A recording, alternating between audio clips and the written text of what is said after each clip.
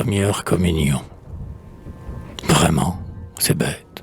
Ces églises des villages, où 15 les marmots encrassant les piliers, écoutent, grassayant les divins babillages. Un noir grotesque dont fermentent les souliers, mais le soleil éveille, à travers les feuillages, les vieilles couleurs des vitraux irréguliers. La pierre sent toujours la terre maternelle. Vous verrez des monceaux de ces cailloux terreux dans la campagne en rut qui frémit solennelle, portant près des blés lourds, dans les sentiers ocreux, ces arbrisseaux brûlés où bleuit la prunelle, des nœuds de mûriers noirs et de rosiers fuireux. Tous les 100 ans on rend ces granges respectables, par un badigeon d'eau bleue et de lait caillé. Si des mysticités grotesques sont notables, près de la Notre-Dame ou du Saint empaillé, des mouches sont en bon l'auberge et les étables se gorgent de cire au plancher ensoleillé. L'enfant se doit surtout à la maison, famille, des soins naïfs, des bons travaux abrutissants. Ils sortent, oubliant que la peau leur fourmille, où le prêtre du Christ plaqua ses doigts puissants. On paie au prêtre un toit ombré d'une charmille, pour qu'il laisse au soleil tous ses fronts brunissants. Le premier habit noir, le plus beau jour de tarte, sous le Napoléon, le petit tambour, quelques enluminures où les Joseph et les Marthe tirent la langue avec un excessif amour, et que joindront, au jour de science, 2 cartes. C'est seul doux souvenir lui reste du grand jour. Les filles vont toujours à l'église, contentes de s'entendre appeler garces par les garçons, qui font du genre après-messe ou vêpres chantantes. Eux qui sont destinés au chic des garnisons, ils narguent au café les maisons importantes, blousés neufs et gueulant d'effroyables chansons. Cependant, le curé choisit pour les enfances des dessins. Dans son clos, les vêpres dites quand l'air s'emplit du lointain nasillement des danses. Il se sent, en dépit des célestes défenses, les doigts de pied ravis et le mollet marquant. La nuit vient, noir pirate aux cieux d'or débarquant.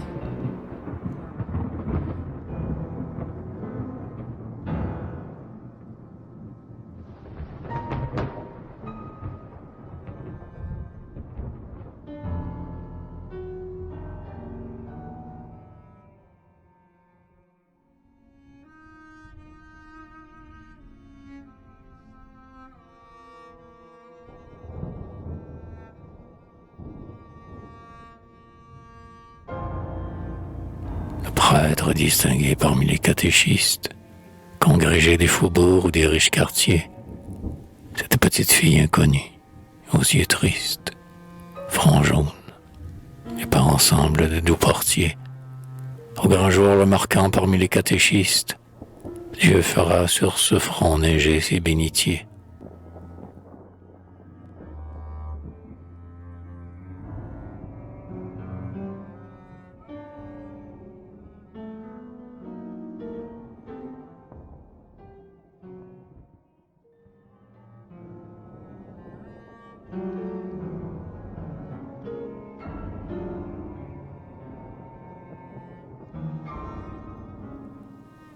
La veille du grand jour, l'enfant se fait malade, et qu'à l'église haute aux funèbres rumeurs, d'abord le frisson vient, le lit n'étant pas fade, un frisson surhumain qui retourne. Je meurs. Et, comme un vol d'amour fait à ses sœurs stupides, elle compte, abattue les mains sur son cœur, les anges, les Jésus et ses vierges nitides, et, calmement, son âme a bu tout son vainqueur. Adonai, dans les terminaisons latines, des cieux moirés de verre baignent les fronts vermeils, et tachés du sang pur des célestes poitrines, de grands linges neigeux tombent sur les soleils. Pour sa virginité présente et future, elle mord aux fraîcheurs de ta rémission. Mais plus que les lys d'eau, plus que les confitures, tes pardons sont glacés, ô reine de Sion.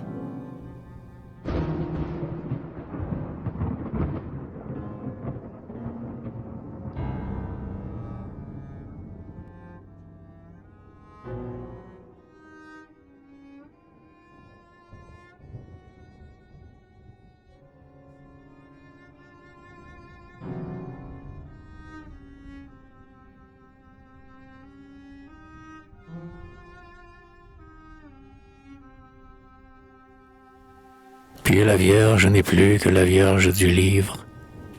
Les mystiques élans se cassent quelquefois, et vient la pauvreté des images, que cuivre, l'ennui, l'enluminure atroce et les vieux bois.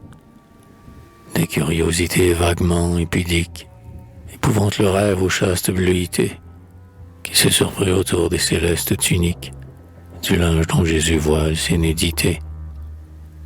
Elle veut, pourtant, l'âme en détresse, le front dans l'oreiller creusé par les cris sourds, prolonger les éclairs suprêmes de tendresse, et bave. L'ombre remplit les maisons et les cours, et l'enfant ne peut plus. Elle s'agite, cambre, les reins et d'une main ouvre le rideau bleu pour amener un peu la fraîcheur de la chambre sous le drap vers son ventre et sa poitrine en feu.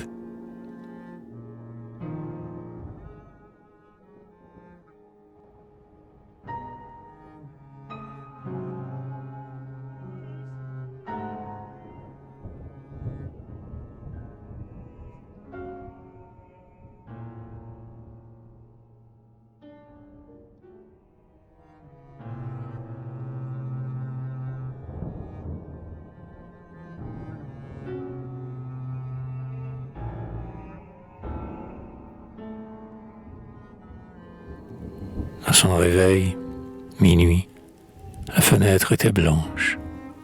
Devant le sommeil bleu des rideaux illuminés, la vision l'a pris des candeurs du dimanche. Elle avait rêvé rouge, elle saigna du nez. Mais se sentant bien chaste et pleine de faiblesse, pour savourer en Dieu son amour revenant, elle eut soif de la nuit où s'exalte et s'abaisse le cœur sous l'œil des cieux doux, en les devinant. De la nuit, Vierge mère impalpable qui baigne tous les jeunes émois de ces silences gris, elle eut soif de la nuit forte où le cœur qui saigne écoute sans témoin sa révolte sans cri, et faisant la victime et la petite épouse, son étoile la vie, une chandelle au doigt, descendre dans la cour où séchait une blouse, spectre blanc, et lever les spectres noirs des toits.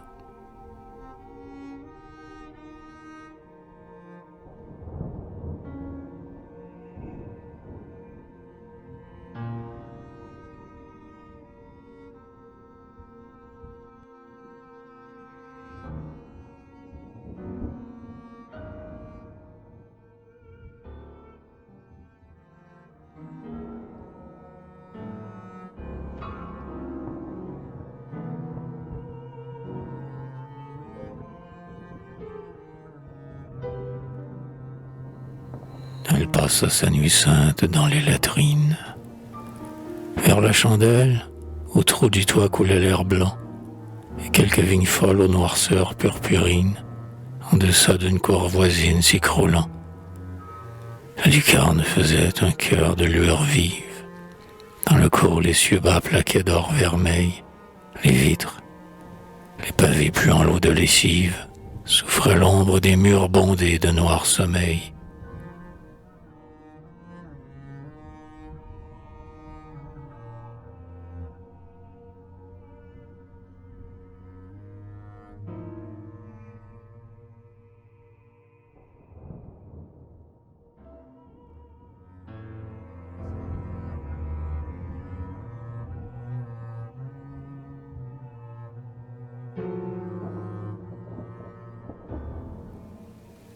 Qui dira ses langueurs et ses pitiés immondes, et ce qui lui viendra de haine au seul fou, dont le travail divin déforme encore les mondes, quand la lèvre à la faim mangera ce corps doux.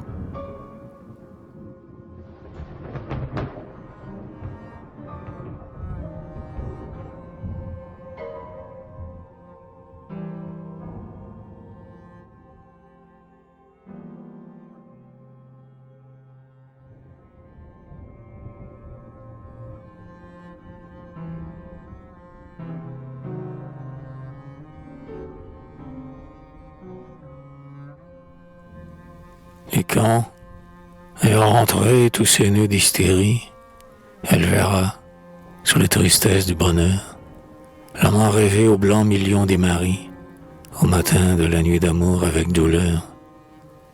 Sais-tu que je t'ai fait mourir? J'ai pris ta bouche, ton cœur, tout ce qu'on a, tout ce que vous avez, et moi, je suis malade. Ah, je veux qu'on me couche parmi les morts des eaux nocturnes abreuvées. J'étais bien jeune, et Christ essuyait mes haleines. Il me bonda jusqu'à la gorge de dégoût.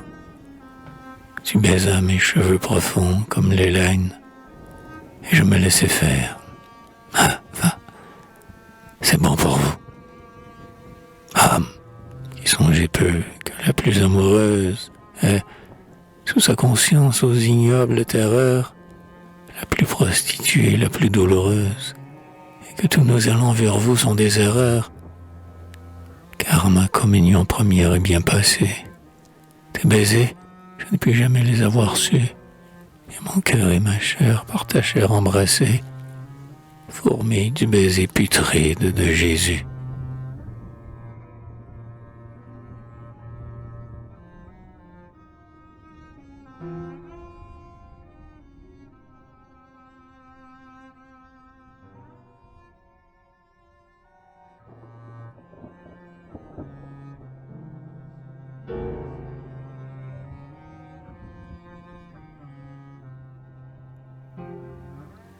Alors l'âme pourrie, l'âme désolée, sentiront ruisseler tes malédictions. Ils ont couché sur ta haine inviolée, échappé par la mort des justes passions. Christ, ô Christ, éternel voleur des énergies, Dieu qui pour 2000 ans voit ta pâleur clouée au sol de honte et de céphalalgie, ou renverser les fronts des femmes de douleur.